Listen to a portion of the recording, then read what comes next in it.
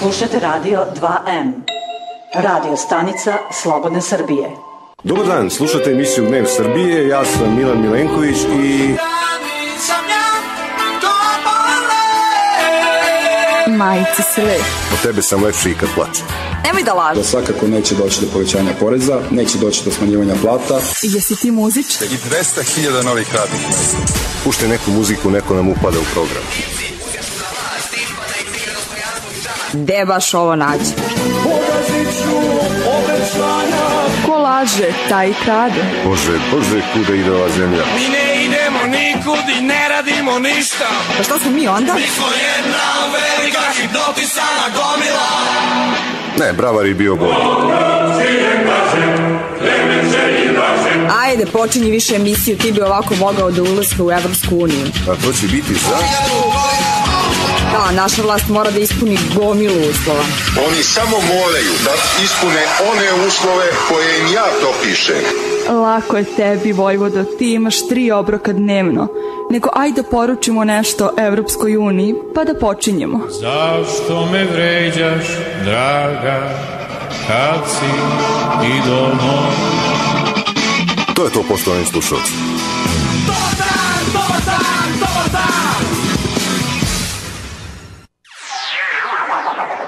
Skype adresa radio.2m4. Telefon za uključenje u program 2653 760. Pozivni za Beograd 011.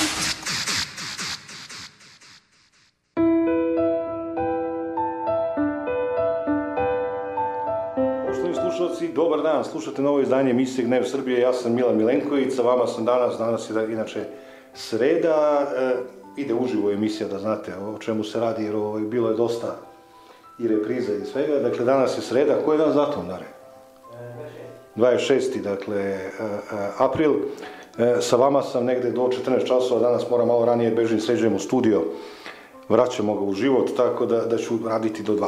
Piše Rudi i kaže, hvala, super emisija za jučerašnju emisiju, hvala Rudi, švajcarske, vrlo lepo.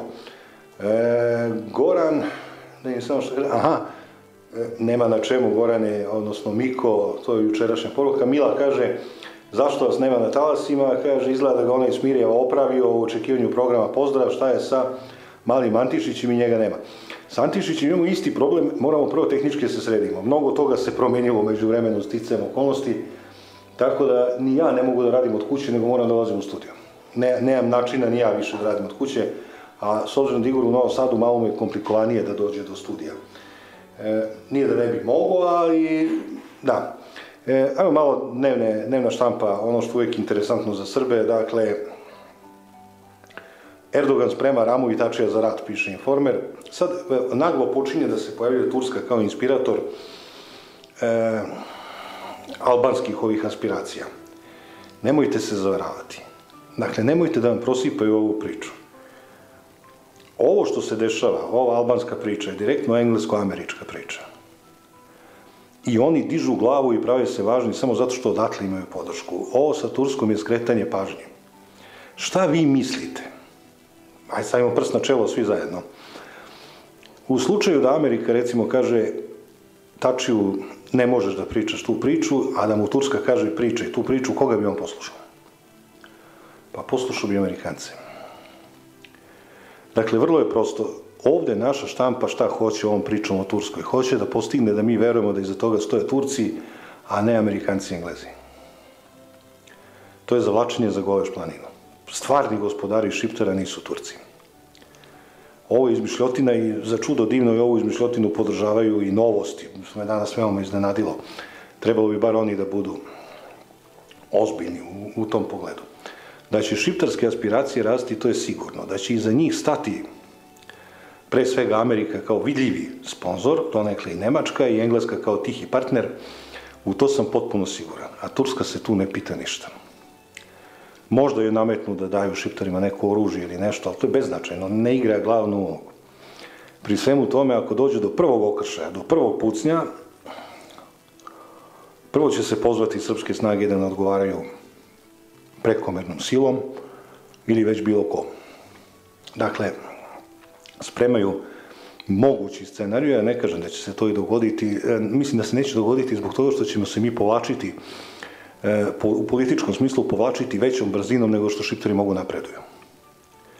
Dakle, svaki njihov zahtev će se ispunjavati, kao što ste vidjeli, Telekom i Telenor su juče ukinuli mrežu na Kosovu, mi ćemo se povlačiti politički tom brzinom da Šiptari neće moći da stignu.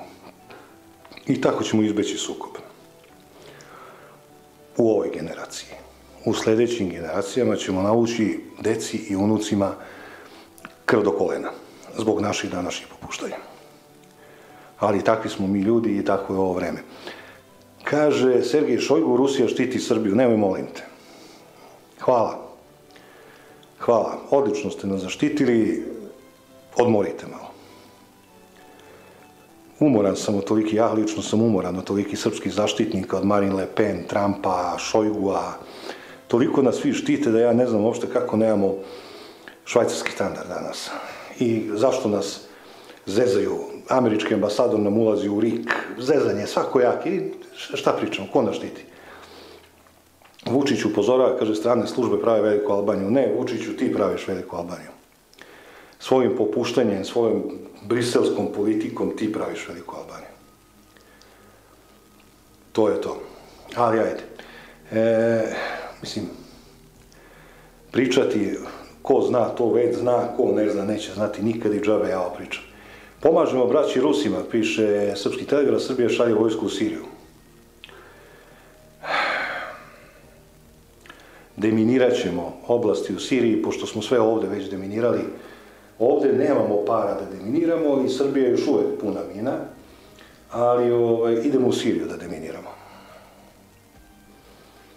Svašta nama na pamet pada. Ovo je zemlja istine, pravde i budalaštine. No šta da se radi? I to tako ide i ajde. U Kuriru jedna bizarna vest. Vapaj bivšeg predsjednika Koštunica kaže, progoni me žena manijak, molim vas pomozite mi. Znaš kako je briga da ga neko proganja? Doduše on jeste i zgodan i mlad i lep. Čudi me da ga više žena ne proganja. I Kurir tekst kaže kako je mafija počela da radi za državu. Ma nemoguće. Otkrite nam posle 30 godina, ako ikako moguće. Od ubistva Đuraškovića, ja mislim da je prošlo 30 godina. I sad nam otkrite, ako se sećate, jer se Đurašković iz vaše dare, ti ne možeš se setiš. Bio neki direktor u INI, pa je negde jedan tanker skrenuo malo, prodao ga na svoju ruku, pa su slali odavde dve ekipe. Jedno je poslao Pavle Gaži, ministar inostranih poslova Hrvatske, da ga dovedu u Hrvatsku da mu se sudi, a drugo je navodno poslao Stane Dolanc, navodno s Arkanom, da ga roknu pre nego što ga ovi uhapse. Mrtva usta ne govore, znaš. Od tada je prošlo 30 godina. Đureković, nije Đurašković, Đureković. Od tada je prošlo 30 godina i sad nam Kurir posle 30 godina otkriva kako je mafija počela raditi za državu. Taza vest od jutros.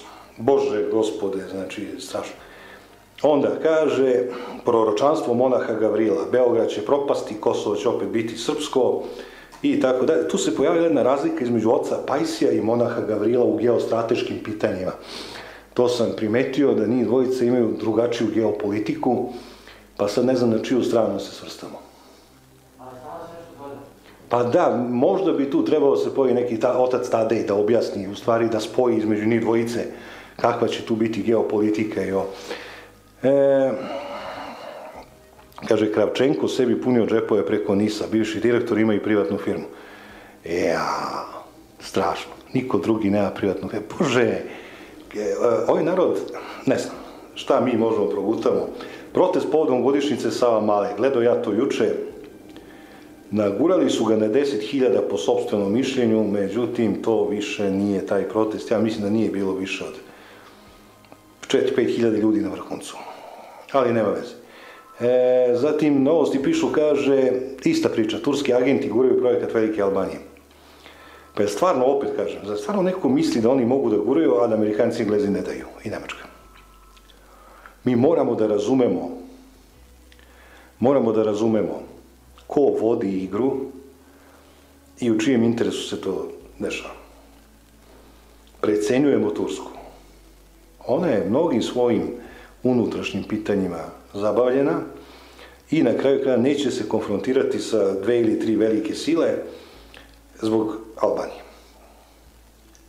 Zapravo veliku Albaniju hoće Amerika, hoće vrlo vjerojatno Engleska i Nemačka. Zašto mi to, od koga mi to krijemo? Zato što ovi naši veliki prijatelji, što idemo kod njih, u Evropsku uniju, i ne znam njega, to su gluposti. Recimo otvoreno ko to traži. I kaže Vučić, ova vest je kao dežavi, kaže do kraja ove godine veće plate i penzije. I to stalno tako, svake godine do kraja ove godine veće plate i penzije. Imaš onda kao dežavi, stalno vidiš jednu istu vest, on nikako se ne menja.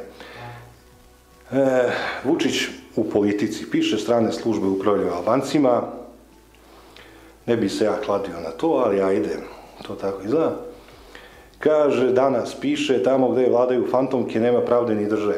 Vrlo interesantna stvar, meni je bar interesantna stvar kako to funkcioniše. Danas, recimo, uopšte se nije bunio u vreme kad je Srpska skupština imala 325 poslanika, jer je tad pravno nasilje vršio Đinđić. I onda to nije smetalo. A kad neko drugi to radi, onda je to pravno nasilje. Sad, Zoki, moraš da sačekaš, Zoki na Skype-u, nego moraš da sačekaš, juče smo nešto radili, gde su slušalice, evo su. Alo, gde si Zoćo? Dobar dan Milane, pozdrav svima. Kako rabotiš? Evo, ovde, gde sam zadnji put, odakle sam se zadnji put javio, odatle se javljam i sada. To su Tenerifi, znaš da sam se preselio, da sam... Pričao si mi da hoćeš, ali mi nisi nikad rekao, ja sam mislio da si opet otišao na 15-20 dana, nisam shvatio da si trajno prešao tamo. Pa, ja nisam pokidao sve veze sa Švedskom, još uvek, šta ja znam, imam gore i stan i sve to. Vratit ću se, verovatno, možda godišnje na mesec, dva i tako, ali ovde sam kupio stan i ovde sam došao da živim. Odlično. Pa lepšeg mesta od ovog, vrate, stvarno nema. Dobra, klima. Ma, klima je perfektna. Bio mi juče i sin iz Nemačke sa nekim društvom tu na nedelju dana, otišao je jutros i oni kažu, ovo je stvarno neverovatno, jer mnogo je lepo. Znaš ono što kažu ljudi, kaže, u raj bi otišao zbog klime, kaže, upakao zbog društva, kao bolje društvo, znaš. Da, ali ovde imaš i jedno i drugo, ovde je stvarno mentalitet ljudi i uopšte način života, znaš, ja sam ovde dolazio više puta, 10 puta do sada. Sećam se ja toga. Da, 10 puta do sada sam dolazio ovde, ali nikad se nisam nešto udubljivao u taj njihov život i sve to. Sad već, kažem, ovo je 3. mesec kako sam tu, počinjem da kapiram kako ovo ovde izgleda. Liči dosta na situaciju kod nas, samo što se tiče mentaliteta ljudi, odnosa prema životu i poslu, to je ko kod nas, brate. Ovde je sve tranquilo i manjana, a tranquilo to je polako, a manjana to je sutra. Znači ovde se ništa ne završava danas. U Crnu Goru. Otprilike tako. I sad, fora je što znaš, ovde su puni para, svakih 5 minuta sleće po jedan avion pun turista, a ostrvo nije veliko. 5 miliona ljudi poseti ovo mesto godišnje i znaš, svi dođu s nekim parama i onda pare im padaju faktički i bukvalno im padaju s neba, jer s neba im dolaze, pošto brodovima manje, ali avionima više dolazi tih turista. I onda su, znaš, ljudi nezainteresovani, jednostavno, nema nervoze, sve polako, ma divota. Slušao sam, zato sam se javio, Mine, slušao sam tvoj razgovor sa Dekijem, ja ne znam, to je bila reprizna emisija, ne znam tačno od kog datuma, ali ona je bila divota za slušati. Iz one emisije koja traje koliko traje, se nauči više nego šta ja znam za jedno polugodište u nekoj od škola. Stvarno je bilo uživanje slušati vas dvojicu. I sećam se da si ti u jednom trenutku pomenuo mešanje Svetske banke u obrazovni sistem. Zašto Ne mešanje, nego da Svetska banka drži pod patronatom naše ministarstvo prosvete. To si rekao. I onda si se začudio kao ne znaš šta će Svetska banka. Ne znam da li je to retoričko pitanje da se ti čudiš zašto to radi Svetska banka, ali ako nekom nije jasno, evo ja znam o čemu se radi. Priznajem da mi nije jasno zašto Svetska banka. Mogli su da nametnu bilo koju, zašto baš Svetska banka? To i mene interesuje. Slušaj Milane, Svetska banka, postoji o tome i na YouTube, ja ne mogu da nađem tu emisiju, pokušao sam da nađem, ali ne mogu da je nađem. Postoji ceo film o tome šta je Svetska banka uradila obrazovnom sistemu Porto Rik. Porto Riko je mala država koja nema neku vojsku, nema neku ima dobru košarku. Ali vidi, Svetska banka, pošto tamo, Svetska banka i MMF, pošto tamo nema šta drugo da im se otme i da im se uzme, da im se smanji recimo troškovi i izdaci za vojsku i za policiju, ukinuli su im 270 škola kao trošak. Razumeš? I sad ljudi koji su imali školu preko puta, znači tu negde u blizini gde stanuju, voze decu po 40, 100, 200 km do najbliže škole. Jer je to trošak za državu da bi mogli da vraćaju kredite. Zbog toga je sav taj javni sektor, svi ti troškovi koje država plaća mesečno, godišnje, kako već, pod patronatom Svetske banke i MMF-a, da bi eventualno sutra rekli ta škola vam ne treba ili te škole vam ne trebaju i jednim udarcem ubiju dve muve. M smanje troškove državne, to jest ima više para za da se vraćaju ti krediti i da se taj rating i dalje nastavi da bude na nekom nivou da bi mogli da se uzimaju novi, a drugo je debilizacija društva, to je kroz neku godinu ta deca čim se roditeljima više neće moći da isplati to da svoju decu voze ili nose do škole, već ne znam kako, jednostavno će da ispisat će ih iz tih škola i ta nacija polako opada što se obrazovanja i svega tiče i dobijaš one debile koji su glavni resurs kapitalizma o kome si pričao i to im je cilj. Na kraju kada džak na rame će uvek moći napakuje, ne treba mu škola. Pa da. To smo i mi predviđeni za to. Eto, zbog toga oni drže i naše obrazovanje pod svojom kontrolom, da bi sutra rekli ne trebaju vam ni ovi fakulteti, ni ove škole i ako vam eventualno treba ima to kod nas, pošaljite decu na studije u Veliku Britaniju, na Oxford, Cambridge, a mi ćemo tamo da proberemo šta nam treba, ovaj škar će da vam vrati. To je to, o tome se radi. Oni će tu i odavde da proberu šta valja, a škar će da ostaje nama. To je tako napravljeno, prosto je to takva ideja. I to nije od juče, to traje dugo. Naravno, nekad smo imali, pa dobro, ti si moj vršnjak, tako reći, pamtiš, mi smo imali vrlo ozbiljan prosvetni sistem. Kako ne, pa evo, moj mali uči sad u školi ovde, on ide i dalje u švedsku školu, pošto ovde na Tel Avivu postoji švedska škola. Ali znaš, šta god da me pita, ja to znam. Jer ja u školu nisam učio, nisam išao, što se kaže, džabe, jesam besplatno, ali ne džabe. I on kaže, kako znaš? I onda hoće on da me testira neki put, pa me pita neku bezvezariju iz hemije, iz bilo kog predmeta. Ja sam o svemu tome učio i sve se to nešto zakačilo tu negde, ima ga po glavi. Dok oni uče neke trivialnosti, neke bezvezarije, nešto. Škola uspeva, ja ne znam kako to danas polazi za rukom školi, nikad se nisam zainteresovao ozbiljno, ali škola uspeva da učini da deca vrlo brzo zaborave ono što uče. Oni nešto kao i nauče, ali munjevito zaboravljaju. To sam primijetio kod moje dece. Uče ga za test, razumeš? Uče ga za taj dan. Za taj moment, da. Da, i čim završi test, njega to ne interesuje uopšte. Nas jesu, ajde da tako kažem, maltretirali, to ja sad vidim da nije bilo maltretiranjem, preobimnim programom i svim tim. Ali svet je veliki, život je komplikovan, od svega treba pomalo da znaš. Sve će nekada da ti koristiti za nešto u životu. Na kraju kraja razgibavat ćeš mozak, kao vrlo važan organ. I to je organ koji se trenira i vežba. Ako ti to zaboraviš, postaviš ili razviješ samo jednu oblast u tom svom mozgu, onda ovo ostalo ostane zakržljeno i ti si hendikepiran što se tiče nekih drugih stvari. Nije, Zoki, jesi ti zakačio malo, nisi, ti si mlađi od mene, si zakačio da se subotom ide u školu, nisi? Jesam. Znači, išao i subot. Jeste. U školi sam išao i subot. Samo da kažem, Aco, zovem te čim završim sa Zokijem razgovor, ja ću te pozvati. Bilo je 200 i ne znam koliko, Boga mi skoro 250 dana se išlo u školu, a danas se ide u školu oko 160-170 dana. Dakle, kakav god program da napraviš, ti imaš za trećinu manji broj radnih dana. Pa 100 dana su ostavili deci zašto? Za blejanje, a roditelje roditelji su prezaposlili, znači moraju ljudi da rade 2-3 posla da bi mogli da opstanu i onda ko tu decu da vaspitava? Ulica? Ili da sami nešto izmišljaju, nešto šta im padne na pamet? Ne znam. Znaš, razlika je u tome, ali vidi, ti ako ne ulažeš u decu, znači ti nemaš budućnost. To je prosta biološka činjenica. Ako ti ne napraviš bolje i obrazovanije generacije od ovih koje su danas, gde to vodi? Ako je svaka naredna generacija slabije obrazovana i da tako kažeš,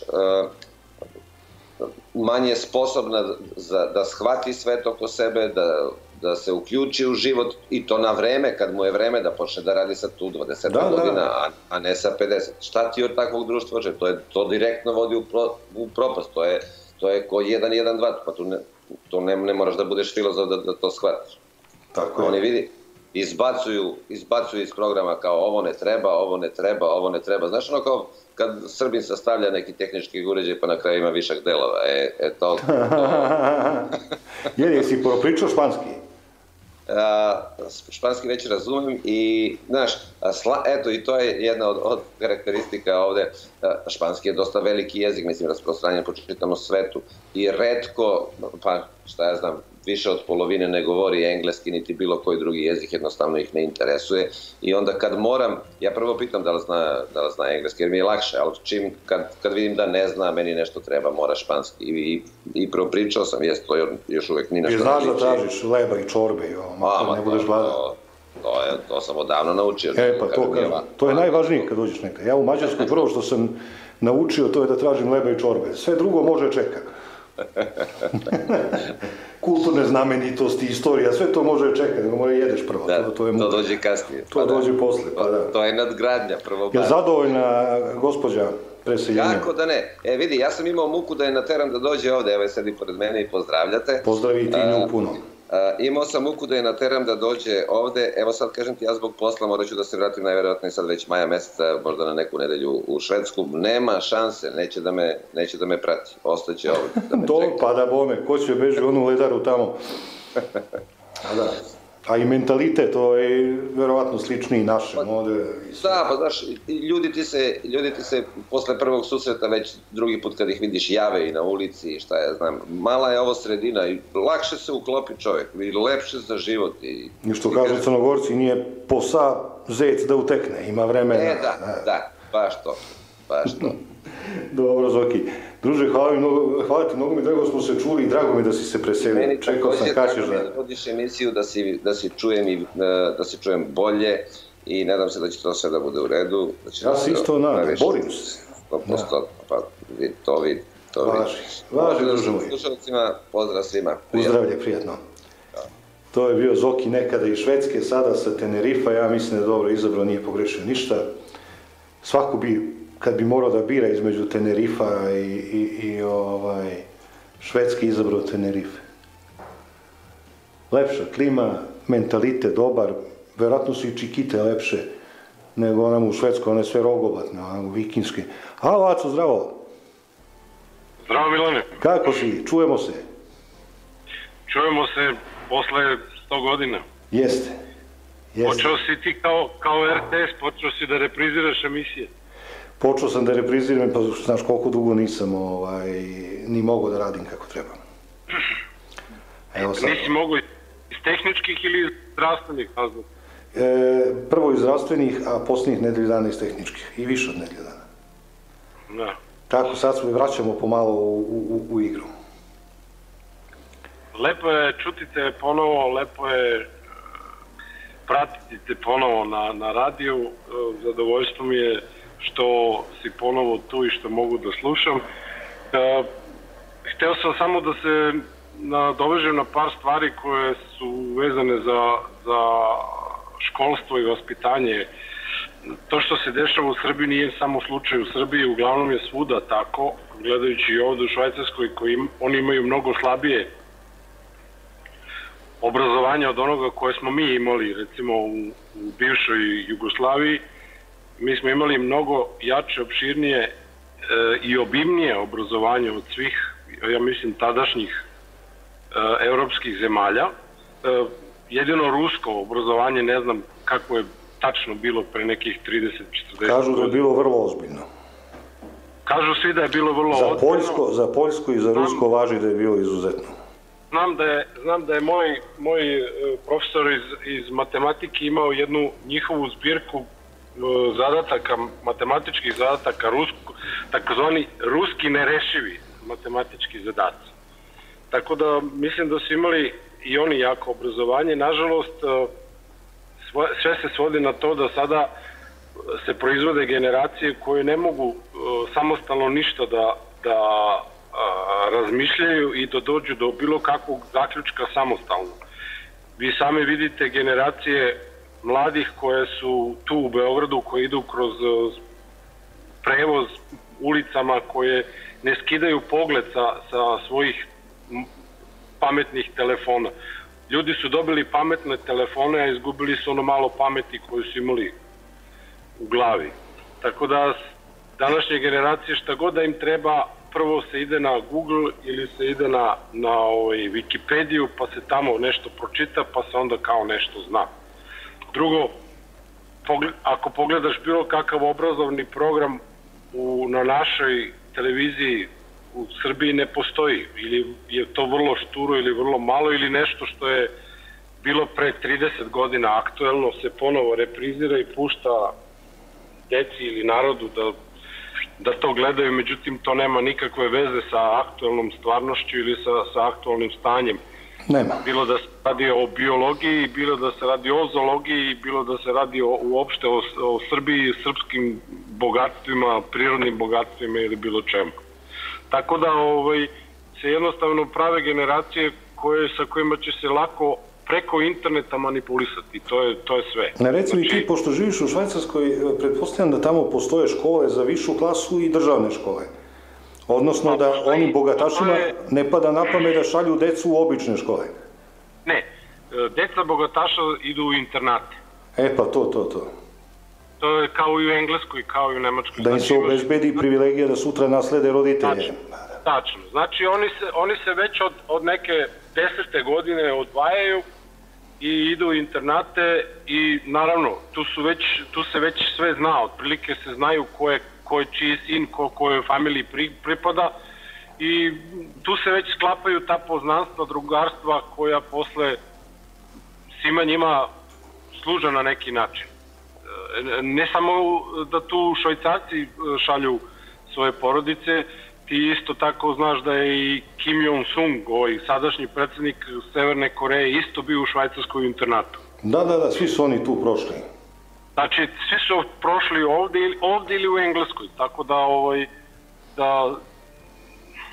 ovo što je za široke narodne mase, moja deca studiraju, sve to lepo i sve okej, ali to je nešto slično kao i kod nas. Fakulteti državni mogu da, svi oni koji imaju dovoljno uspeha, znanja ili polože prijemni mogu na državne fakultete, oni koji nemaju, a roditelji imaju novca, oni idu na privatne fakultete. Sad, veliko je pitanje koliko znanja donesu sa tih privatnih fakulteta. Ovde, recimo, u Švajcarskoj naš medicinski fakultet nije priznat. Ono što je ovde priznato, to su građevinski, mašinski, tehnički fakultet, arhitektura i informatika. Znači, i medicinska srednja škola, ali medicinski fakultet nije priznat, moraju da se polažu diferencijalni ispiti, to je otprilike još nekih godinu do godinu i po dana fakulteta ovde. Razumem. Tako da, sve je podeljeno na klase, pa logično i obrazovanje. Nikome nije u interesu da ima od 7 ili 10 miliona stanovnika, da ima 6 ili 7 miliona visoko obrazovanih, nego treba možda 500.000 ili milion visoko obrazovanih, pogotovo što danas ti za male pare možeš da uvezeš ljude koji su visoko obrazovani iz Poljske, Češke, Slovačke, Mađarske, Rumunije, Bugarske, Srbije, Hrvatske, bilo dakle. Tako da nijedne, i to ljude koji će za manje pare da rade nego ovi koji su pripadnici, odnosno državljani Švajcarske, ovde rođeni, ovde odrasli. Znači, jedan inženjer iz Poljske će doći za, recimo, 70% plate da radi, a Švajcarac za to neće da radi. Švajcarac će da se spakuje da ide za Englesku ili za Ameriku ili negde gde će dobiti platu koju zaslužuje. Da. Niko ne priča o toj, recimo, migraciji, velikoj migraciji, to se nigde u Evropi ne pominje, tih upravo visoko obrazovanih ljudi, stručnjaka koji napuštaju, idu iz Italije, iz Grčke, iz Nemačke, iz Francuske, Engleske, znači velike migracije postoje, neki dolaze ovde, neki odlaze odavde dalje za Ameriku, ali velike migracije postoje tih visoko kvalifikovanih, obrazovanih ljudi, tako da je velika potražnja za takvo nekim ljudima u istočnoj Evropi. Pa ja ne znam, vidi, generalno šta se mora dogoditi. Ja mislim da će vremenom ovo, kako se kaže, automatizacija, robotizacija i tako dalje, ostavljati bez posla sve one koji rade manuelne poslove. Znaš, nikada robot neće moći da zameni do kraja dobrog lekara, dijagnostičara, informatičara i tako dalje. Ali džak na rame, to će robot moći da zameni. I na kraju će se napraviti ogromna razlika. Biće gomila nezaposlenih i nekvalifikovanih koji nemaju šta da rade. Vidiš, u Americi za par godina će početi da idu kamioni bez vozača. Da, ali doći će u situaciju kao što je kad je pronađena parna mašina, kao što je stvoren onaj ludistički pokret. Da lupaju te stvari, da lome. Da lupaju mašine, da lupaju, jer šta će da radi? Ti ljudi moraju od nečega da žive. Ako stvaraš, ako je veći broj nezadovoljnih nego zadovoljnih, ako je veći broj gladnih nego sitih, onda imaš problem, onda država dolazi u jedan problem. Znaš, jer poreze i države ne održavaju bogataši, nego srednja klasa, srednji sloj ljudi. To je svuda u svetu, tako i u Americi, u Evropi zapadnoj, a ni u istočnoj. Poreze i državu, vojsku, policiju, zdravstvo održava srednji sloj. Ako srednjeg sloja nema, bit će vrlo teško onda. Onda je potencijalno zapaljiva situacija stalno. Vrlo potencijalno zapaljiva situacija.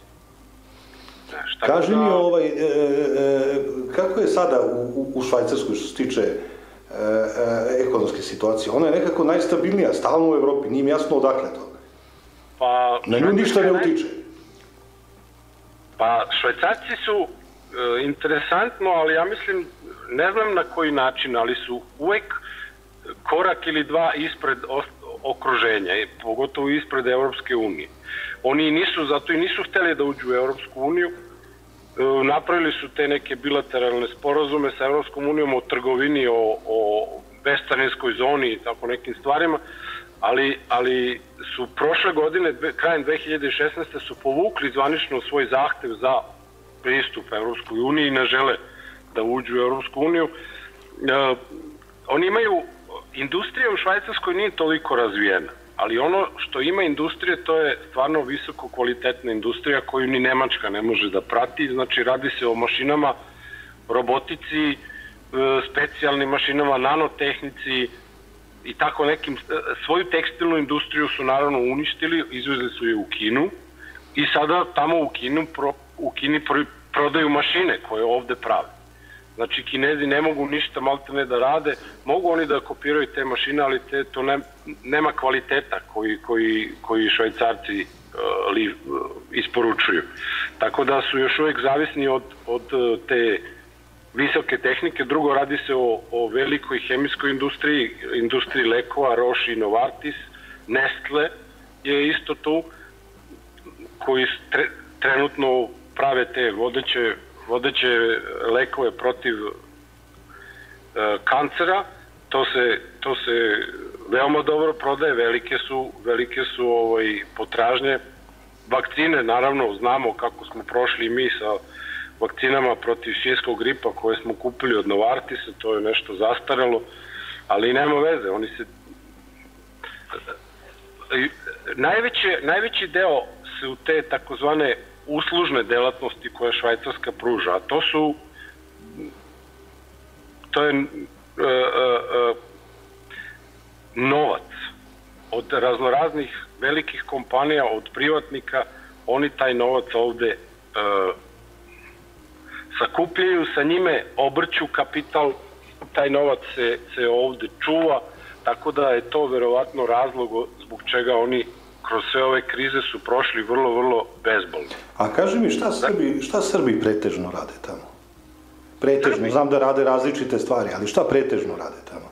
Pa znaš kako, prva generacija Srba koja je došla ovde, to je negde 60-ih godina, krajem 60-ih godina, oni su u 90% slučajeva, odnosno 90 i više posto, svi dolazili da rade u ABB, to je Area, Bromboveri, to je bila, ili Birle, Erlikon koji je pravio mašine, pravio je i nešto za vojnu industriju su radili, ali to su uglavnom dolazili majstori, jer mi smo imali, posle drugog svetskog rata smo imali ljude koje je Srbija obučavala u Čehoslovačkoj. Da. Za strugove, za te mašine, frez mašine ili kako se kod nas zove, metaloglodači, šta znam. Znači imali smo stvarno vrhunske majstore. I ti majstori su ovde dolazili, dobijali su dobre plate i dobijali su još jednu platu ukoliko dovedu nekog iz Srbije. Još nekog majstora. Da. Tako da su to bili prvi otprilike radi. Posle toga su počeli da dolaze ljudi koji su se u Srbiji završavali srednju elektrotehničku ili fakultete. Tek kad je počeo taj građanski rat u bivšoj Jugoslaviji, onda su nagrnuli svi i onda maltene niko više nije birao radno mesto ili posao, nego su prihvatali sve da rade od građevine pa na ovamo. Tako, znači sad više nema specifičnosti neke, ono. Da, od građevine, od rada u hotelima, u kuhinjama, kao pomoćni radnici ili kao kuvari, kao soborice, pa sve do doktora. Neki su se zaposlili i kao lekari, uspeli su ovde da završe tu prekvalifikaciju. Ima i naših lekara, ima zubara, ima inženjera, ima programera, ima... Znači... Ima ljudi sa svojim firmama? Ima dosta ljudi sa svojim firmama. Dobro, to je lepo čuti.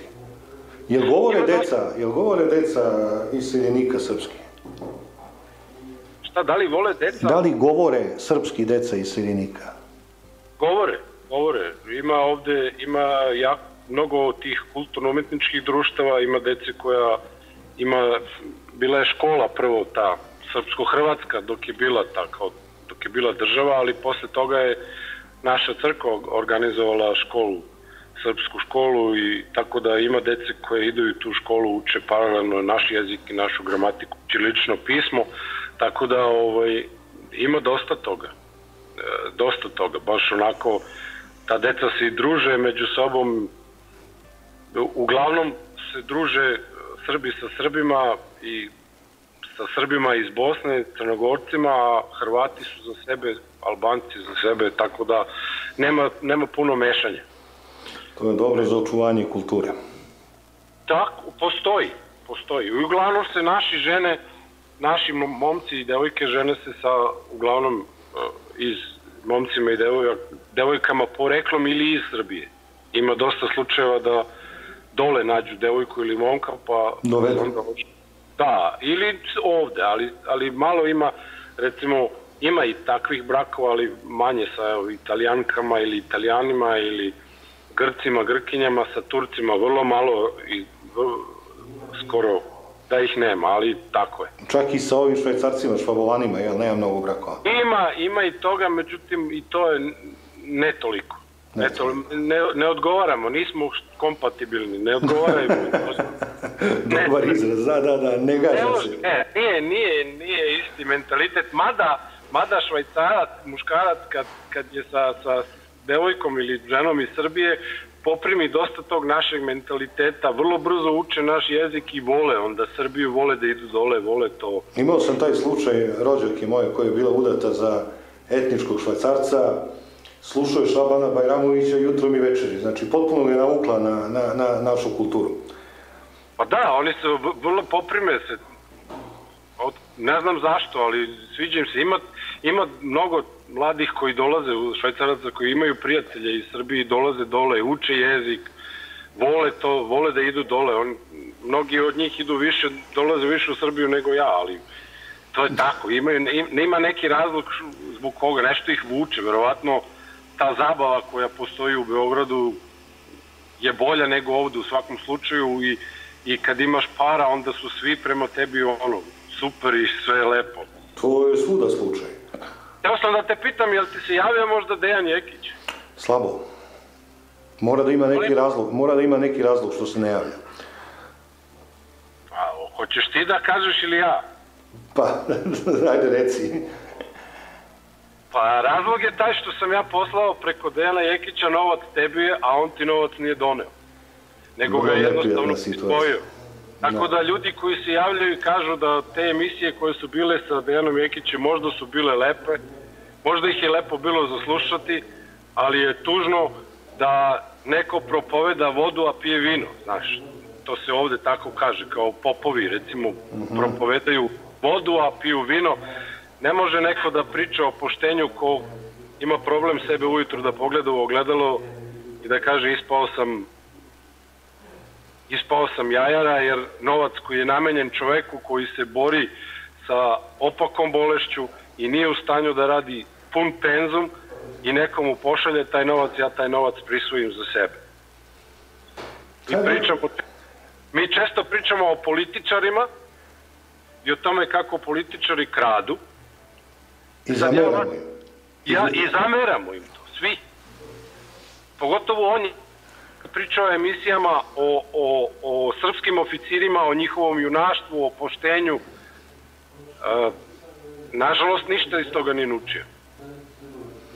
I mi zameramo političarima, a ja bih voleo sad sve slušaoce tvog radija da pitam zbog čega im zamerate ako se neko za 200 eura je u stanju da proda svoj obraz i da izgubi prijatelja i da izgubi, mi smo dalji rod neki, nažalost, što se onda čudite za političare koji su u mogućnosti da ukradu 100, 200, 1000 puta više? Samo im je bila pristupačna druga cifra. Samo se o tome radi. Koja ti je cifra pristupačna? Inače, princip je potpuno isti. Pa upravo, ali zbog čega smo mi onda ljuti? A ljuti smo što su uzeli mnogo, a ne što su uzeli. Nas sekira što su uzeli mnogo, a ne što su uzeli. Oni su uzeli onoliko koliko im treba. Koliko je treba? Pa da bome. To je tako. Nisu oni uzeli više nego što im treba, Milan. Pa znam. Možda bi uzeli više da je bilo više, ali ljutimo se na nekoga, a sami smo u stanju da za 200 eura, šta? O čemu se tu radi? Sve te razumem, ja sam bio zatečen. I što je najgore, on nije jedini slučaj. Bilo bi lepo da ispitaš ljudima čega si imao tehničkih problema. I zbog čega sada ovaj radio zvuči ovako kako zvuči. I zbog čega imaš drugog tonca? I šta te je sačekalo ako si puno poverenje nekome ukazao i prepustio mu da vodi radio, jer zbog svojih zdravstvenih razloga nisi mogao da budeš 24 sata u svom radiju koji si ti postavio na noge? Bilo bi interesantno da tvoji slučajici saznaju zbog čega Vedran Grbin nije više tonac na radiju. To mi je mnogo teže nego kad je u pitanju Dejan Jekić, jer Veki je sa mnom, nekako sam je gledao ajde ne kažem ko dete, to je bilo preterano, ali baš sam ga voleo onako. I sad mi je to onako problem. A zatekao sam što sam zatekao, međutim, znaš kako, Aco, ako me zdravlje posluži za 6 meseci, ja ću imati opet najbolji internet radio u Srbiji, a ne znam šta će on i gde će biti za 6 meseci. Ali ne radi se o tome, radi se o tome dokle više to, kome ti danas uopšte možeš da veruješ? Verovatno ne u mnogo ljudi, ne u mnogo stvari, ali problem je taj što ne možeš ni da ne veruješ. Pojelo bi te to neverovanje i ne bi mogao nikad da daš sve od sebe. Čovjek mora da veruje, čak i kad, meni je jednostavnije da verujem i da budem ispaljen, nego da stalno budem oprezan. A i ti si takav čovjek, rekao bi. Pa jesam, zato razumeš, ali ja polazim od sebe. Ima stvari koje, ima neki kodeks u životu. I ako taj kodeks nisi u stanju da pratiš, onda mislim da ne treba ne treba uopšte, treba da živiš onda kao pečurka. Ne trebaš nigde ni da se javljaš, ni da pričaš nikome. Na kraljevoj podlozi, na mokroj krpi da živiš. Tačno, budi pečurka i ćuti, niko te neće dirati, niko te neće primećivati. Ali što je najgore, svi ti ljudi koji su spremni da prevare su prvi o tome koji pričaju o poštenju i busaju se u grudi, jao, poštenje i čast i obraz i ovo. Zašto? Niko te ne bije po ušima da pričaš. Ja, iskreno da kažem, uvek sam se najviše plašio ljudi kad uđeš kod nekoga u stan pa vidiš 1000 ikona, krstova i odmah znam sa kim imam posla. Odmah. I ništa ne želim da imam sa takvim ljudima. Potpuno razumem. Ja isto, kad ja god vidim prenaglašene neke momente, uvek se uplašim. Zašto prenaglašeno? Znaš, zašto neko sad mora nosi krst od kila oko vrata i te stvari? Mora se pitaš zašto je to tako. Pa nose krstače ko da su ga sa groba skinuli negdje, ukrali, ne daj Bože. Upravo tako. Tako da negde u suštini kad god vidiš mnogo te volim, znaš, ili ne znam ja šta, odmah upitnik iznad glave. Samo što u slučaju nekih ljudi stvarno nisam imao nikakve indicije, da ti kažem pošteno, pa ti znaš da smo i ti ja bili zatečeni. Pa jesmo bili zatečeni, još si mu dao termin da vodi emisiju. I on je proizvojio pare i ipak je dolazio da vodi emisiju. Pa onda se čovjek pita dok li ide bezobrazno. I ja sam se pitao. Dok li ide bezobrazno? Gde imali sramote negde u svemu tome? Samo on zaboravio da je svet mali. I svi ti ljudi zaboravljaju da je svet mali, da ćemo se sresti negde. A onda će morati da objasni neke stvari. Da, tako je. Hvala ti, druže. Hvala, pa živ mi bio i čujem. I ti meni živo 100 godina. Hvala ti, prijatno. Prijatno. Trenutak, samo ne mogu postignem, ovo je krenulo lepo, Dare. Jeste. Samo ne mogu postignem ja, a što je najinteresantnije, ne može postignem ni kompjuter. Jer od kad pritisnem call, treba mu 10 sekundi da uspostavi vezu. A šta da radiš? Moramo prebaciti Windows 7 na njega, definitivno, jer ugušit će ga ovo čudo. Evo ga Vlada na vezi. Alo, Vlado?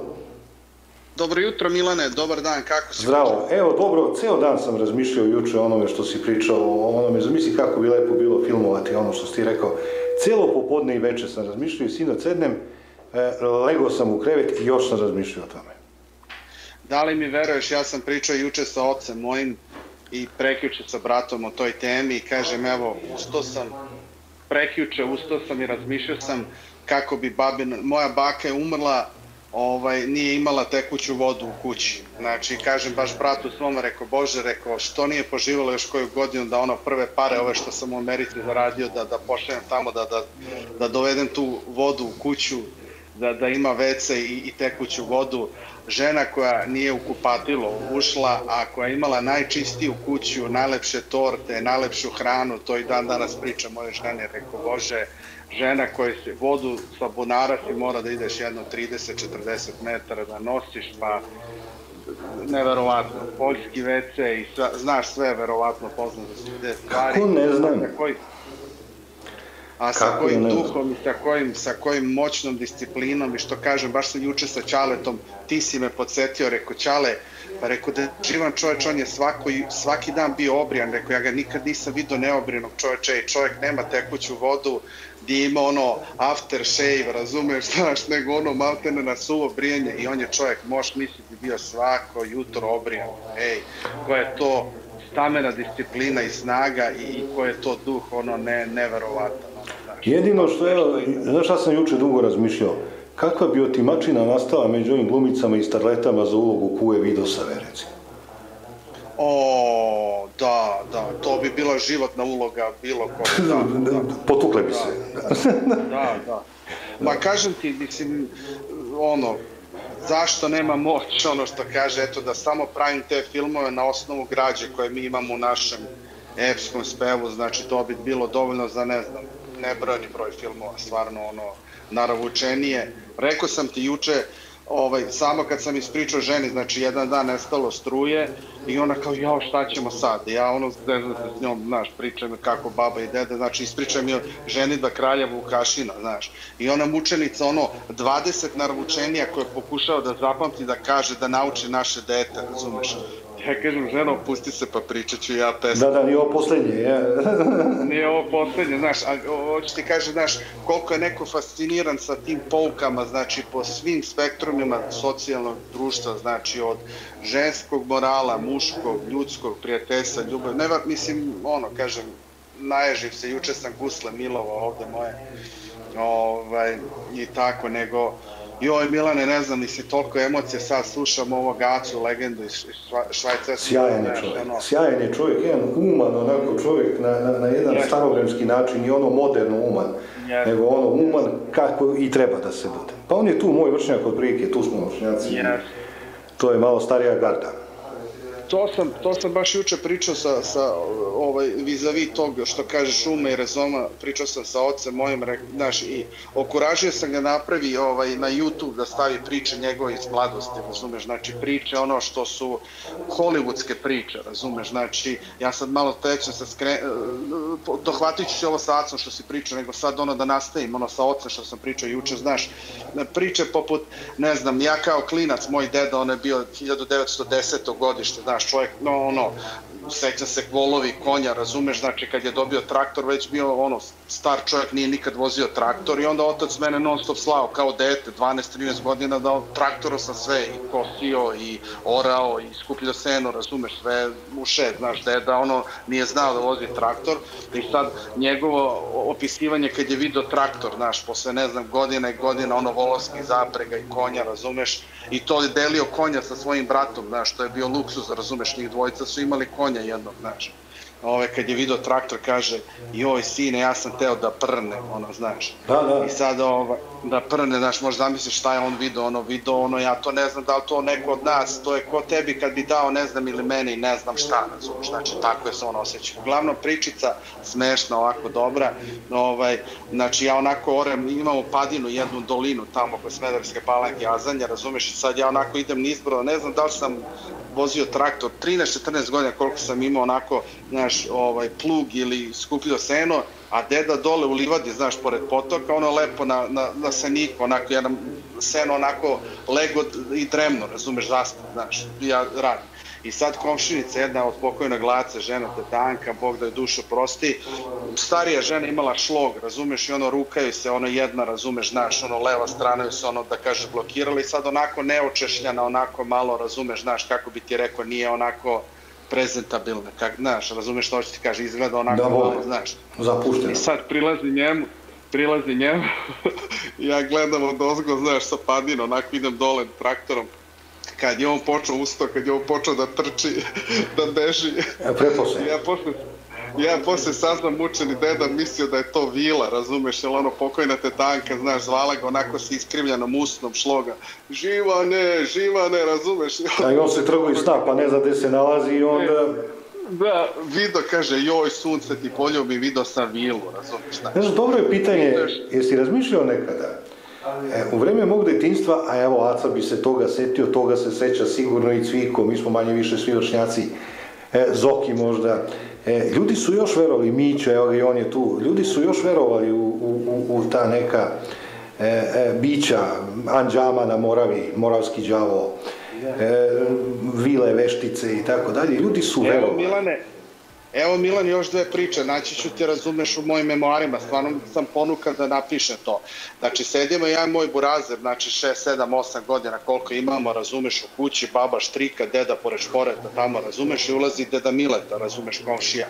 Onako sa šajkačom, razumeš, ulazi, znaš, palo veče, znaš da je to vreme kad se posećujemo komšija, razumeš, preko dana se radi, uveče dođeš da popiješ kafu. Pomuzle se krave, završilo se, sve može sad malo da se dane dušom. Završilo, nema ti tu da blejiš u podne ili ne znam ujutro, nego uveče kad si sve svršio dolaziš, znaš, i ulazi deda Mileta pokojni, i ja i brat se igramo i znaš, skidam šeka, Danice, bem ti ćer, a ne znam zašto, to im je bilo tamo kod Palanke, bem ti ćer, to im je, znaš, joj Danice, bem ti ćer, daj mi rakiju sad kad se nisam šlogirao, šta je bre bilo Mileta, joj bem ti ćer, veme kaže, vrćem se iz Obzovlja, kaže, prolazim kroz onaj zabran košaša i vidim ti zmaja. I baba Štrih kaže, šta vidiš, Mileta?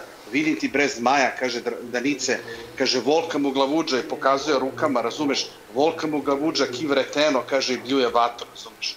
A ja i buraze gledam, ono, znaš, deda Mileta vidio zmaja, ono, znaš, ono, ej, ja kažem, znaš, baš sam sa burazom pričao, rekao, to nema cenu, znaš, ta priča u životu, razumeš, znači u mojoj toj dečjoj glavi, razumeš, koliko su stvari ti doživljaj doprineli tome da ti dobiješ zdrav rezom, ovo što kažeš za Acu, razumeš, i za tebe, znači zdrav rezom da ono, skapiraš u životu osnovne postulate i morala i društva i literature i ekonomije i svega. Ja sam nešto drugo htio da kažem, da ne postoji nikakav racionalni dokaz da je vera u Boga tačnija nego vera u vile. Ako razumeš šta hoću kažem, jedno i drugo je na iracionalnom nivou. I sad naši stari su to viđali i to lepo kaže Oswald Spengler, kaže na kraju svake civilizacije, kad prođu velike religije, monoteizam i sve to, opet iz šuma počinju da izlaze vile, veštice, patuljci, demoni, kaže opet se sve vraća na početak, ljudi opet počinju da veruju u to. Znači, to je vrlo interesantno. Možda će i Srbi jednog dana opet verovati u to. Vidi, dve stvari. Prvo, ja verujem da je, znači, mi smo jedine duhovne životinje na ovom svetu. Znači, eto, razlika između nas i vukova koji su isto socijalne životinje, mi smo duhovne životinje. Znači, kako god to brutalno zvučilo ili, da kažem, realno. Znači, svaki od nas ima tu duhovnu recepciju. Ja sam to metaforički rekao, svako od nas je jedna mreža koja hvata te duhovne poruke, koje su ovde bile na ovoj zemlji od kad je sveta i veka. I samo zavisi od tebe koliko si ti duhovno veliki, odnosno koliko je ta duhovna mreža velika, znači dovoljno da uhvatiš što veću mrežu imaš, to veću poruku si u stanju da uhvatiš. Da li me razumeš, da li sam dobro rekao metaforički. Znači, to je nešto što je ugrađeno u svakom od nas, znači, i to je ono, da kažem, onaj ugovor što smo još u Paleotu dali kad smo živjeli u plemenima, kad smo dali ovom poglavici da vodi računa o našoj sigurnosti, a vraču da vodi računa o našim duhovnim i medicinskim potrebama i tako dalje.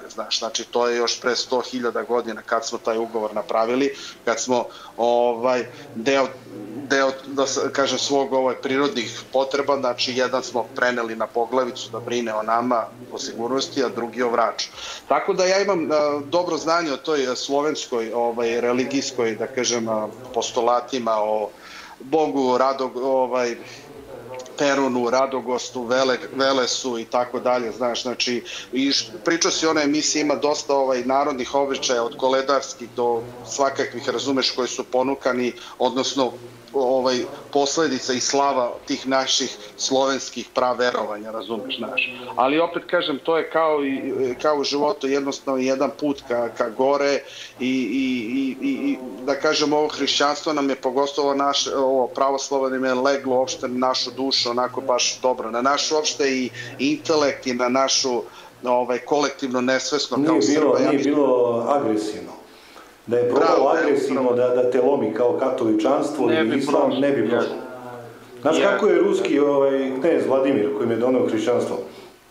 Da. Kad je razmišljao reći, kaže ne može katoličanstvo zbog onoga, a islam ne može zato što Rus mora da pije.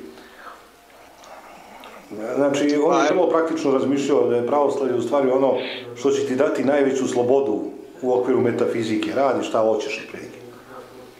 Pa jeste, evo ti, ja mislim, evo opet se ja vraćam, povezujem to moje detinjstvo i moje vreme povedeno sa dedom. Znači, kao i danas se sećam, znači, u dnu dvorišta, pored plota, dedo, znači, što smo radili u bašti, vratili se, koliko imam, 7-8 godina, dedo onako naglo se u plot, razumeš, zapalio moravu, pušio moravu i ispriča mi priču kako je Isus Hrist vaskrso, razumeš.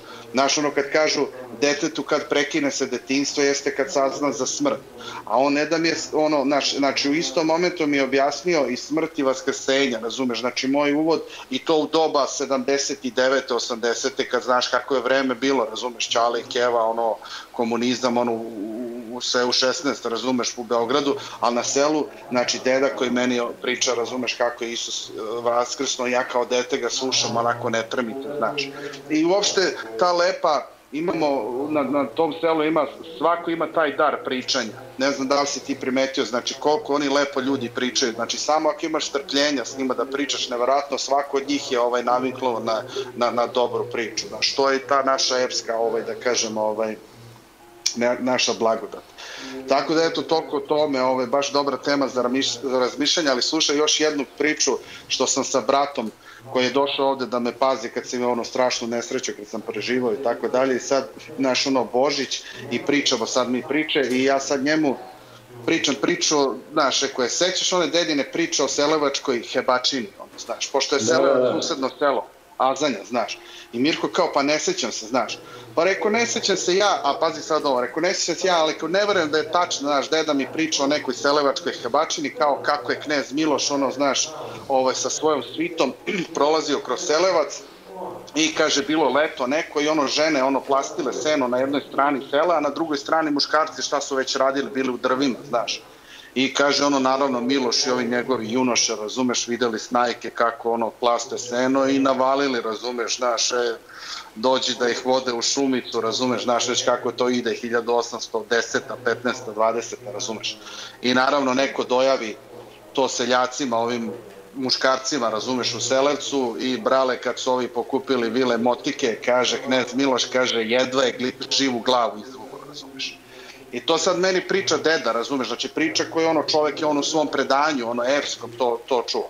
A ja, pošto sam oslepeo, razumeš, pričam bratu, a isto vreme googluje i pazi, nađe, znači na Googlu, znači spisak Vuka Karadžića koji je vršio memoare Miloša Obrenovića, gde mu on kaže, njegove dve čuvene reči su bile, Bože sačuvaj me šabačke čivije i selevačke hebačine, razumeš, znaš. Znači, i opisuje isti događaj knez Miloš kako mu govori isto kao što je moj deda, znači, epskim predanjem meni govorio, znači, posle 200 godina deda meni priča koja je potvrđena, koja je Vuk zapisao pre 200 godina, ja to nisam znao, a što je smešno, ja dedi sam onako pola verovao, pola nisam, znaš, kao jedna od dedinih priča, znaš, žali Bože što je umro, eto, da ga ispitamo sve te priče koje je znao, znaš, kroz selo. Tako da toliko o tome, o tim epskim pesmama, koliko tu ima istine koje mi nismo svesni, nego onako slušamo ih, pa kao pola verujemo, pola ne verujemo, pola je kao mita, eto, jako puno. Dobro, ima u tim pričama, evo kaže, Zoki piše malo čas što se javio sa Tenerifa, kaže kako da ne znam, Milane, baba mi je pričala o osenjama, osenja je biće koje sačekuje putnike pored puta i obeznani ih tako da padnu u jendek. To je samo jedna od mnogih priča. Šta ove babe s piercingima mogu da ispričaju svojim unucima kojima i ne dozvoljavaju da ih zovu baku, već isključivo po imenu ili nano? Moderne babe, drugačije. Moderne babe, što ti kažeš, ona tvoja metafora, znači da li smo ja i ti zadnja generacija koja sećamo baba sa maramama i deda sa šajkačama, znaš, ove sad babe nose farmerke i šta već, znaš, tako da to je jednostavno bogatstvo koje je sačuvalo su meni, eto, nadam se da ću ja moći da prenesem daljim generacijama, znaš, tako da eto, to je to. Nego, baš sam počeo da smaram, ali da se nadovežem ovo na Aca što je rekao, mislim, vidi, strašno. Seti se filma ili knjige Jadnice, razumeš, Jean Valjean, znaš, kad je otišao u zatvor zato što je ukrao parče hleba ili razumeš... Jeste parče hleba, tako, zato je otišao u zatvor što je ukrao parče hleba. Otišao u zatvor, pa kad je izašao iz zatvora, kad je monahu, kad je pokrao onu srebrninu, razumeš, pa kad su ga uvatili, kad je monah rekao, ne, dao sam mu jako. Da, nije čeo, tako je. Znaš, tako da, eto, ja osjećam da je Aca u tom fazonu, jer ja sam u tom fazonu, verujem da si ti kao taj monah da kažeš nekome, znači, ako je nateralo tog čoveka da za 200 eura, razumeš, neka mu, eto. Aca ima u jednoj stvari pravo, Aca u jednoj stvari ima pravo i pazi, nisu u pitanju pare, izgubiš druga, nego je nešto drugo u pitanju. Aca je u pravu, mora postoji kodeks. Bez kodeksa nema ništa. Znaš, to je, čovjek bez kodeksa je, ne znam kako bi ti rekao. ja ti pričam, pročitat ćeš možda u mojoj knjizi, razumeš, priču o mom putešestviju posle moje nesreće, kakve su se meni stvari izdešavale, razumeš, znaš, i da sam surovo shvatio i ko su mi prijatelji i neprijatelji i šta sve ima, znaš, i jednostavno imaju ljudi koji su u stanju da prelaze preko mrtvih zarad nekih ciljeva. Znači, verovo ili ne, znaš, meni je to neshvatljivo da neko može da uradi neke stvari, međutim, da li nužda, mislim, đavolska rabota, znaš, kažem, samo sačuva nas Bože od tog iskušenja, kažem ti, meni je ovako čovečanski, ljudski žao čoveka koji je sebi dozvolio da upropasti drugarstvo i kodeks prijateljstvo zbog neke cifre ili nečega, ali verovatno ga je nužda natela. Ko će ga znati? Kažem, eto, da se vratimo kao Jean Valjean i da ne budemo Joubert, onaj što juri ga ceo život Jean Valjeana, ne kažemo da budemo onaj monak, da mu kažemo eto, nosi srebrnjake, nek ti je prosto, razumiješ, šta da ti kažem, mislim, ja bar tako razmišljam, nadam se da... Da, pa naravno. Izvini, sad malo sam napravio već uvek, teo sam da dam još par rečenica, eto, smaram o obrazovanju, razumeš, i budućnosti, znaš. Slušao sam pre neki dan ovoga Marka Cubana, to je ovaj lik poput Zuckerberga, poput Billa Gatesa, znači iz oblasti teh IT, onako, znaš, vrlo bogati Amerikanac koji je u tom tehnološkom sektoru, razumeš, iz Dallasa je, vlasnik je Dallasa Mavericksa i priča o tome kako će odnosno veštačka inteligencija i roboti da preuzmu sve. I priča da, kaže, danas su kompjuteri, kaže, u fazonu nekad si treba da im daš zadatak pa da oni završavaju. Međutim, kaže, kompjuteri su toliko moćni i moćni da je samo pitanje vremena kad će da preuzmu sve, sve više i više naših funkcija. Kad će oni nama da daju zadatke. Da, i ovo je vrlo važno, a prepoznao sam i jednog svog brata od tetke, razumeš o tome, kaže, Mark Cuban, kaže, vidi, danas ti je recimo IT, kaže, super, IT, znači kompjutersko znanje, veliki, dobar posao, razumeš, praviš dobru lovu, a kaže, liberal arts ili umetnost, razumeš ti u fazonu da prišeš stvar sa time, znaš, šta ćeš završio si akademiju na umetnosti, razumeš, znači, šta da radiš s time, razumeš. Međutim, kaže, za 10-15 godina, kaže, stvari će se obrnu, razumeš, kompjuteri počnu da, razumeš, rade sve malte ne, kaže, ta umetnost će biti opet na ceni. Znači, logično ono što sam ti pričao, da ćemo eventualno Milane i IT za 10-15 godina, kad sve 90% veštačke inteligencije i roboti rade od nas, otići ćemo u kafanu i sešćemo i onda ću ja tebi da naplatim druženje, ti meni, jer moramo da održimo taj socijalnu reakciju između nas, da nazovemo radom, a bit će fora šta imamo jedan drugome da kažemo.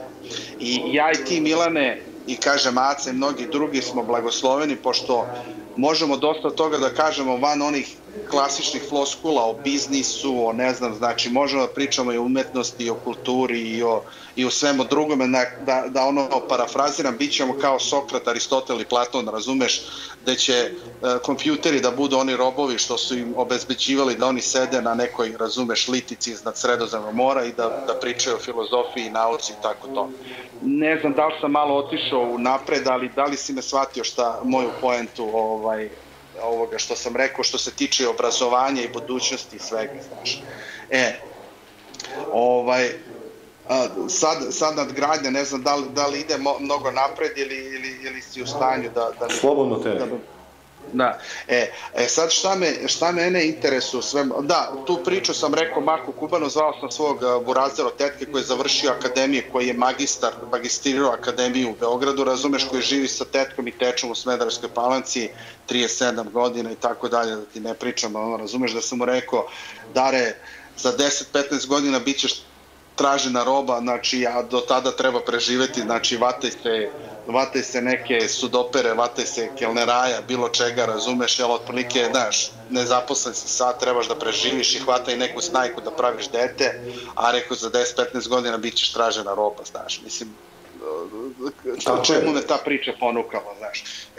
Ono što sada na stranu, da vratim, ono što mene interesuje jeste kako će biti rešeni socijalni relacije u društvu kada ti roboti i veštačka inteligencija preuzmu sve. Znači, da li ćemo stvarno da završimo u tom Matrixu, razumiješ, znači, kao u onom filmu, znaš, znači...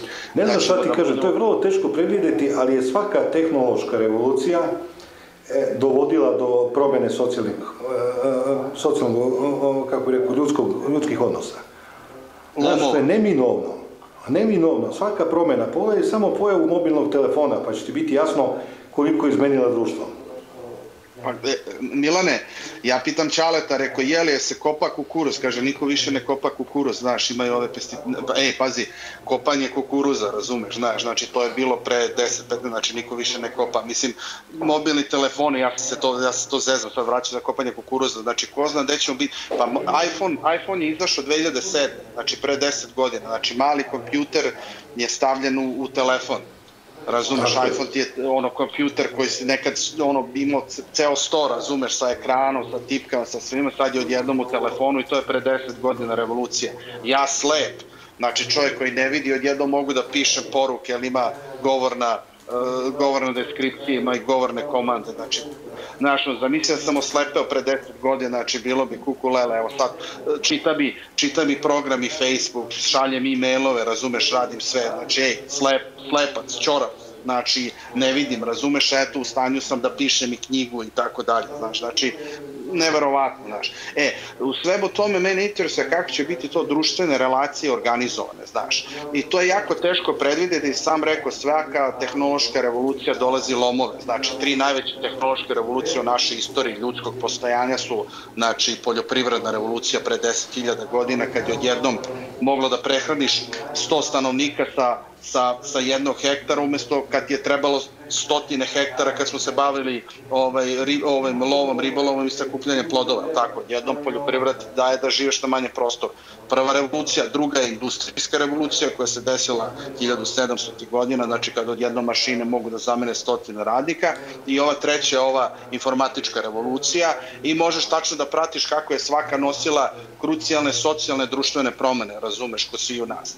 Tako da iz tog ugla sam pokušavao da dokučim šta će se desiti u budućnosti i zvao sam jednog mog prijatelja koji radi u Vašington, naš Srbiji, razumeš, koji se šunja tu politički, razumeš, u radio emisiji ovde u Američkoj, razumeš, i koji mi kaže, vidi, da ti kažem nešto, ovako u 3 rečenice, kaže, cela priča ova oko demokratije, republikanci, demokrate, znaš, ja ga pitao kao, znaš, o nekim stvarima šta se dešava ovde, kaže, vidi, cela priča ti ovde, kaže, da zamajavaju ljude, kaže, da ne dođe do neke velike revolucije, kaže, jednostavno treba preventirati, prevenciju, napraviti velikih lomova koji slede u sred tih promjena oko tehnoloških... Moraš da razdvojiš čovjeka od čovjeka, to je zadatak tehnologije da nas drži daleko fizički jedne od drugih, jer ti nikakvu pobunu ne možeš da napraviš ako su ljudi fizički odvojeni jedni od drugih. Svaka pobuna podrazumeva rame uz rame, a ne ja sedim kući, ti sediš kući i nešto kakamo o pravdi i slobodi, znaš, od toga nema ništa. Ali opet i tu neku agendu neko to kontroliše, razumeš, da ja i ti sedimo i sad kao pričamo, razumeš, o demokratiji, pa ti si protiv, ja sam za, pa drž ne daj, znaš kako to ide, u stvari gore to neki ovi gospodari to sve kontrolišu, znaš. Što ja kažem, ko su ti gospodari, ko su oligarsi, znaš, kod nas je to lako, to je Mišković, ili ne znam, u Rusiji to je Berezovski, razumeš je ko. Ali zamisli, imali većih oligarka na svetu od Rothschilda, Rockefellerovih i ostalih 12 porodice koje kontrolišu dolar, štampanje dolara. Znači, zamisli kakvi su to tek oligarsi i kako oni moć imaju. Znači, tako da, eto, to je to, Milane, mnogo sam tema zabao, nadam se da sam bio onako koherentan, da nisam... Ako budeš nešto pisao neke priče, ja bih bio veoma zadovoljan da mi to pošalješ da objavljujem na mom blogu. Da, biće, radim na tome. To važi i za druge slušalce, isto tako, svako ko ima neku dobru priču. Tako. Opet kažem ti, drži se samo napred, pa smo na vezi i... Važi, druže moj. Nema šta, sreća prati hrabre. Ajde, živjela Srbija. Prijatno, živjela. Pozdrav. Kaže, trenutak Rade iz Švedske, kaže moj drugar, kaže, švedska škola je totalni debilizam, 99% roditelja uopšte ne zna šta se u školama događa. Pa da ih interesuje, znali bi, nego ih ne interesuje. To je tako. A koga ne interesuje, šta se tu da radi, što je? Digli ljudi ruke i od dece, i od sebe, i od svega. Takva su vremena u kojima živimo, nažalost. Alo, Cviko, zdravo. Jel me čuješ? Bog, Milane. Zdravo. Jel me čuješ dobro? Čujem te vrlo dobro. Odlično, divna emisija jutros, oduševio sam se svima, Aci. Kako da ne, izuzeti ljudi. Otišao sam na internet da vidim gde je to ostrvo gde Zoran se preselio, pa milina čoveč. Pa bre, najveće bogatstvo ovog radija zapravo jesu ti ljudi. Evo, Darko je radio sa mnom na Fokusu, tamo je bio sasvim drugi tip slušalaca. A ovdje ja nemam slušalca koji je, znaš, koji je ispod određenog nivoa. Ovdje su ljudi uglavnom vrlo dobri ljudi, vrlo pametni ljudi. Kad smo na tu temu, seti se ovog našeg zajedničkog prijatelja. Kad mi se javi, iako su bili povezani na Facebooku, ali nikad nismo komunicirali. Poslao mi poruku i kaže, Cviko, radi se o tome režimu tamo koji ja kritikujem normalno. I za koga radiš ili to radiš iz naivnosti, iz neznanja ili si plaćen, tako nešto u tom smislu. Ja mu odgovorim, prva rečenica, rekao je, Cviko je slobodan čovjek, nikom ništa ne duguje. I takav mi je bio i pokojni deda i otac po stare dane. I šta da kažem, to je taj slobodan duh. Nema ti para što ti kažeš za koje može neko da te potkupi i tako dalje. Čuješ, ima dosta lepih tema načeto jutros. Da se vratim na moju pokojnu babu. Ona mi je pričala priču da je radila nešto, prala je na Svetu Petku, na Svetac. Ispred naše kuće je bila česma, izvorna voda, i ona je jedan dan posle toga sedela tu pored česme i njoj se prikazala iz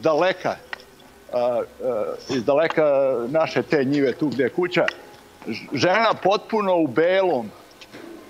I došla je do nje i rekla je, nemoj više nikad da radiš na Svetu Petku. To mi je baba pričala, sad, ona je to pričala milion puta, ne meni nego svima. I onda, kad se moj deda vraćao jednom iz Vornika sa pijace, uhvatila ga noć normalno, i on je išao od manastira dole Papraće gore prema našem selu Uzbrdo, i njega je pratila neka senka, sad to možda bude od meseca i tako dalje, njegova lična.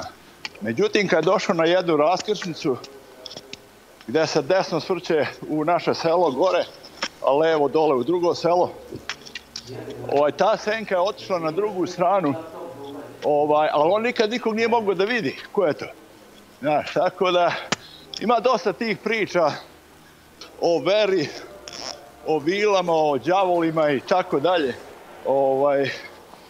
Bilo je tu nešto, znaš, nije to, ne znam, učili su nas nečemu, Milane, valjda. Nešto jeste. Nešto ima, nešto, ne znam šta da kažem, šta je još interesantno. Ovdje u našoj zajednici, to sam htio da pomenem, u ponedeljak, odnosno u nedelju se upokojila dva, da kažem, dobra Srbina ovdje. Oba dvojica su moji bili prijatelji. Jedan u 92. godini, drugi u 55. Ovo je u 95. i nije ni strašno, jel to nekako mi dođe? On je sa četnicima prebegao ovdje, inače oba dvojica su Hercegovci poreklom. Ali šta je interesantno, kako su ljudi na kraju završili. Ovaj što je otišao mlad, a sa njim sam proveo na telefonu, ne očekujući da će da mi se javi. Ja sam zvao kućni telefon, čekujući da će žena se javi. I on je podigao telefon. I ja sam se isplakao, Milane, da skratim priču, kao nikada. On i ja smo, znamo se dobro iz crkve i on je vernik bio i nađe on neku molitvu pa pročita smo zajedno i tako dalje. Uglavnom čovjek je otišao potpuno u veri, smiren, mlad čovjek. Bio sam na onome posjeti tamo, 4 divna sina, tu između 20 neku do 30 godina. I kaže njegova žena meni, kaže, Cviko, sve Božja promisao, kaže, I to kažete, tebi podigao telefon, kaže on već mjesecima, kaže nikom nije. A razbolio se prošle godine kad sam ja bio u Srbiji. On je poslao poruku da se molimo za njega. Ovaj drugi, kog sam jako puno poštovao, stara generacija, uvek smiren, uvek divan čovjek. Na kraju, po stare dane, nije imao mir. Završio je sasvim drugačije, normalno. Bio je vernik, ali tu svoju veru u stare dane nešto se desilo, nešto kao moj pokojni deda u jedno vreme. Malo je skliznuo bio, pa se posle vratio i uvijek je govorio, sinko moj, što Bog može, to niko drugi ne može. Mnoge stvari su nama neobjašnjive. Pričali smo to što je Aca rekao za te male pare, kako se ljudi prodaju i tako dalje. Ja nisam radio godinu i nešto. I pošto sam dobro zarađivao, dobro sam i trošio. Razmazio celu familiju i sebe i tako dalje. I izmakle se pare, nema, znaš. I pošto sam ja imao dobar promet novca i tako dalje, uspio sam ja da se održim godinu i nešto bez posla. Međutim, ušao sam u dugove. I moji prijatelji meni daju savjet. Daju mi savjet, kaže, prodaj kuću, izvuci pare, nemoj nikom ništa da vraćaš, zaboravi kartice, zaboravi državu i dugove i to. Kaže, idi lepo u Srbiju, vratiš se ovo. Milane, nema te šanse. Par ljudi mi je predložilo i znam ljude koji su neke stvari radili. Ja sam lepo kad sam prodao kuću, seo pred kompjuter kad su pare legle na banku. Prvo sam vratio dvojici prijatelja, jednom 5.000, drugom 3. To je sića bila. I onda lepo legnem na kompjuter i svoje moje kćeri kartice isplaćam, sve dugove otplatim i ja ti ne mogu reći kako se ja lepo osjećam sada, čovječ. Znači, nikom svesno, a imam ljudi koji mi duguju, kojima sam pozajmio i kad sam pozajmio, što kažu moji Bosanci tamo, ja sam to alalio onog trenutka kad sam pozajmio. Ja sam pretpostavljao da ću im 3.000, 5.000 koliko stražili. Ako mi nikad ne vrate, alalim bilo. Nikada ne treba ni tražiti. Ja. Ja sam dao pare, zaboravio sam, nikad nisam tražio. Ma znam, čovječe, znaš, to ti je. Jedino treba se paziti da se čovjek ne obruka na sitne pare nekad. Meni se desilo da sam $500 pozajmio, bilo je to davno. Od prijatelja na nedelju dana. I stvarno na nedelju dana, to je bilo pre 25-30 godina. I poslije jedno mjesec dana, ja kažem, Jelice, da li ja vratim Milivoju $500? Kaže, pa ti to znaš. I ja ne mogu nikada setim da jesam, ja ga zovem, rekao, kume, jesam ja te vratio $500, kaže, nisi. I on rekao, izvini, ja trku banku i u prodavnicu kupim litru konjaka i kod kuma da mu vratim. Da vadiš fleke. Znaš šta, i od tada, Milane, vežbam, pogotovo kad sam radio. Nekad ti nestane keša, uzmeš od čovjeka $5 da odeš da kupiš u kafteriji nešto ili 10. Ja obično uzmem onaj lepljivo nešto i stavim na kompjuter, ime čovjeka i $5, 10, 20, koliko sam uzeo od njega. I onda kad mu vratim, pocepam to, znaš. Neka se čovjek obruka za $20, 30, znaš, iz neznanje. Ja ti ne računam, meni nekoliko ljudi u životu, znaš, on imaš $50, $20, znaš, on mi traži 20, ja mu dam 40 i tako dalje. I nisu mi vratili ljudi, ali to su ljudi koji su zaboravili. Ne bi se on obrukao za, znaš, nisu to ljudi. Nego jednostavno zaboravi, znaš. Ali, ne znam, sada ti kažem, sve se to vraća, znaš, ljudi misle, ne znam, ja verujem... Nisam bio, veruj mi, Cviko, nijednog trenutka nisam bio ljut. Bio sam više zbunjen. Tačno. Nisam bio ljut, nijednog trenutka. Tačno. Ne znam, šta sam još hteo da podelim, Milane, ne znam, oduševljen sam, kažem ti, ja moram dragi reći, čoveče, juče kaže Cviko mator, zamisli ti to, evo, rekao sam osvetiti se, zvaća Milana posla tebe. Da, te kaže ladno Cviku zato što je mator, a ti si koliko, 3 godine, 4 stariji od njega.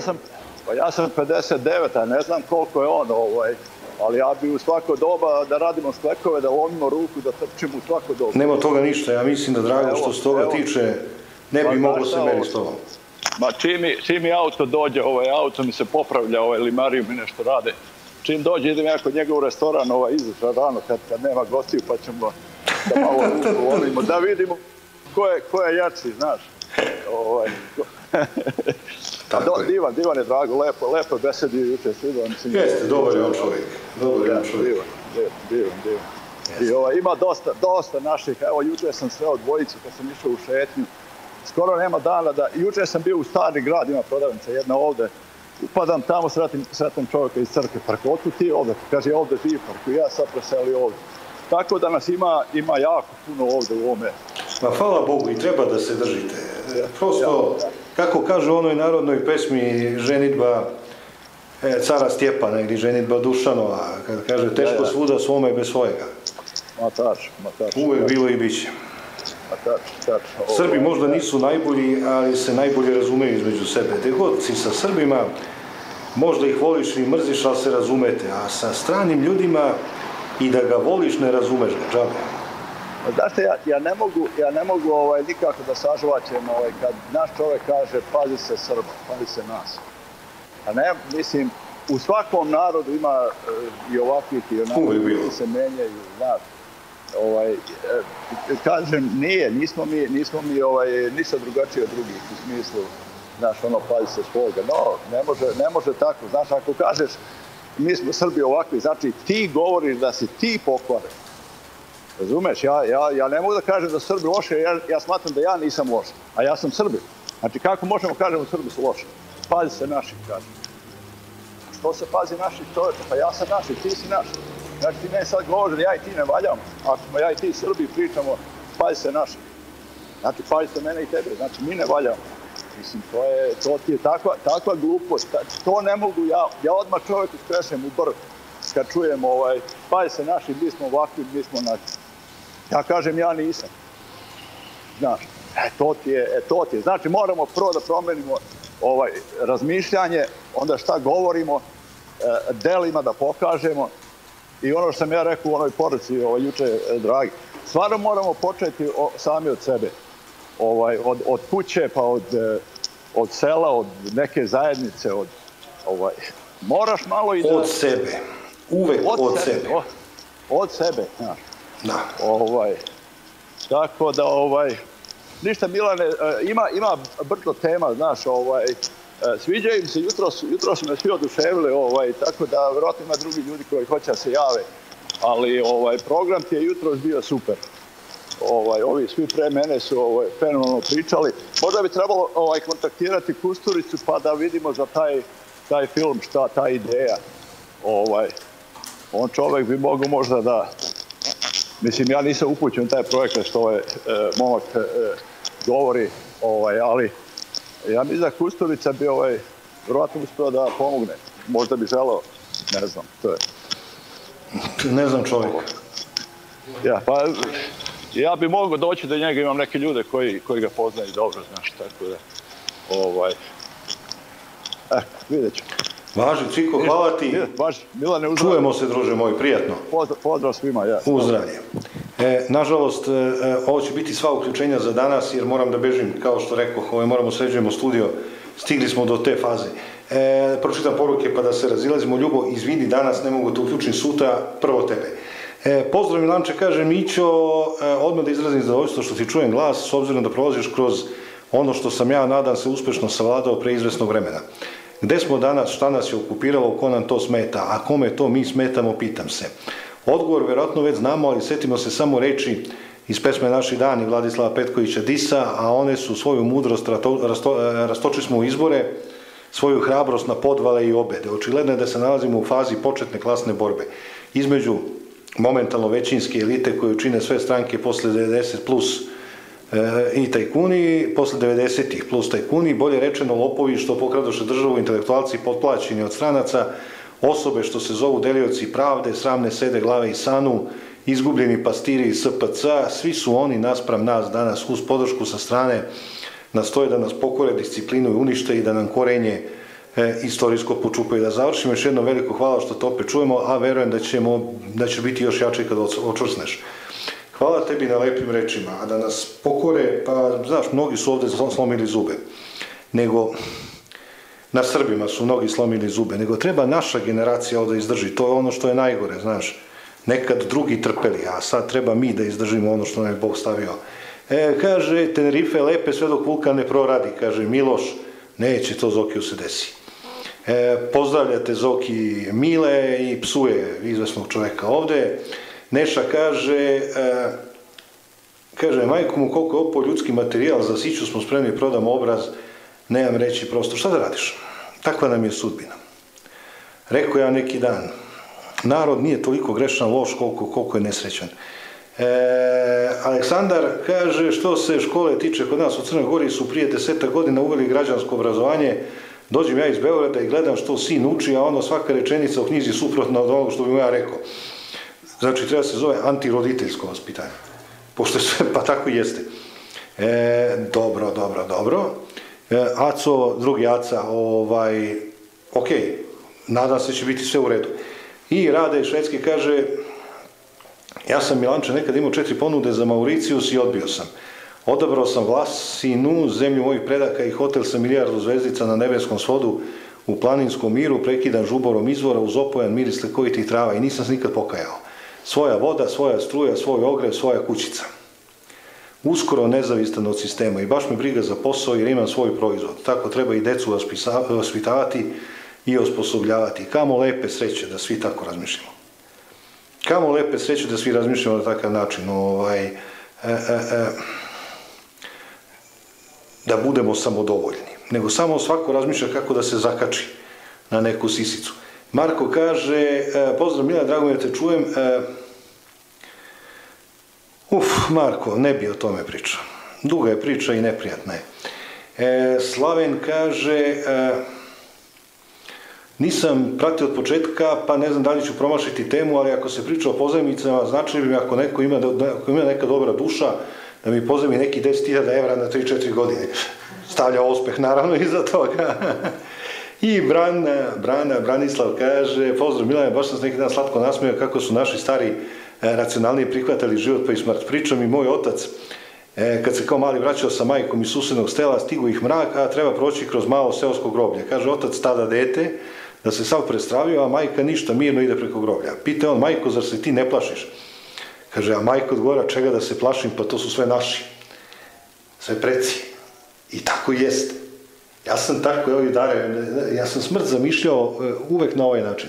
Zatvoriš oči, otvoriš oči i tu su tvoji preci. Ti si se vratio među svoje mrtve pretke. Znaš, uopšte nikad nisam to vidio kao neki kazan u kome je 400 stepeni temperatura ili nešto. Nikad tako nisam doživljavao onaj svet. Tako da biti sa svojim starima, šta bolje može ti se desiti? Nema razloga. Ili kao što je govorio Sokrat, kad kaže, ako je smrt sam bez snova, kaže, zaspaću i to je to, kaže, a ako postoji zagorobni život, čitavu večnost ću pričati sa našim starim filozofima. Znači, nema se čega bojati. Hvala vam što ste bili danas sa mnom, sutra sam sa vama u istom terminu od 12 časova, sutra ćemo malo i produžiti emisiju, ovo danas je žurba zbog sređivanja studija, a sutra ćemo valjda imati makar delimično opremljen studio, pa će to sasvim drugačije zvučati. Hvala vam još jednom i želim vam prijetno popodne. Dobar dan, slušate emisiju Dnev Srbije, ja sam Milan Milenković i... Majice se lepo. Od tebe sam lepši i kad plačem. Nemoj da lažeš. Da svakako neće doći do povećanja poreza, neće doći do smanjivanja plata. Jesi ti muzičar? I 200.000 novih radnih mesta. Pušte neku muziku, neko nam upada u program. Gde baš ovo nađe? Ko laže, taj i krade. Bože, kuda ide ova zemlja? Mi ne idemo nikud i ne radimo ništa. Pa šta smo mi onda? Mi smo jedna velika hipnotisana gomila. Ne, Bravar je bio bolji. Ajde, počinji više emisiju, ti bi ovako mogao do ulaska u Evropsku uniju. A to će biti za... Da, naša vlast mora da ispuni gomilu uslova. Oni samo moraju da ispune one uslove koje im ja propišem. Lako je tebi, Vojvodo, ti imaš 3 obroka dnevno. nego ajde da poručimo nešto Evropskoj uniji, pa da počinjemo. Zašto me vređaš, draga, kad si i domo? To je to, poštovani slušalci.